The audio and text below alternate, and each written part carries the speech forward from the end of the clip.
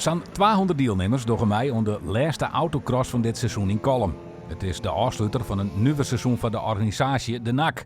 Het waar en Rijnwetter ziet haar een gouders dwars bij het organiseren. Maar sneun wordt er volop raced, zodat ze positief het hier afsluiten kunnen. We hier een ruim verwachten deze week. Dat is amper vallen. Dus de baan en het renskwartier, dat is bonkerhut. Het is mooi droeg.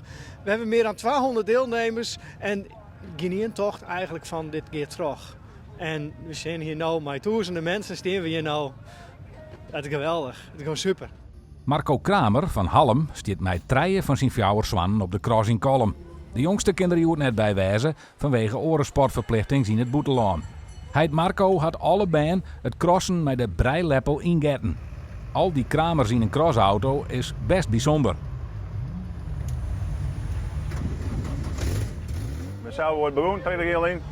We komen uit Halen, echt kruisdorp. Nou ja, een kind haast net mensen daar een keer mooi doen. Maar deze jongen die vindt zo mooi, die wil eigenlijk altijd wel mooi doen. Als ik middags thuis kom uit werk en dan wordt het 4 zei, dan meestal zit ze in het hak, dan ben je de sleutel in. Ja, want ik wil het wel kleren. En dat red ik net alleen. Dus zij maakt zelf echt wat doen. Jelmer Kramer is zoontje hier en crost al zo'n zijn 13e. Hij neemt het op sinds zijn broerke Hessel van 15. Dus begint de strijd vaak al wat te spelen. Nou ja, dan is het van ik zal Jot winnen, maar dan zeg ik van nee, ik zal Jot winnen, want ik ben sneller. En dan ben je met elkaar op banen, komt het in en dan denk je van die moet ik inhalen, want dat is mijn broerke. Dat vind ik prachtig.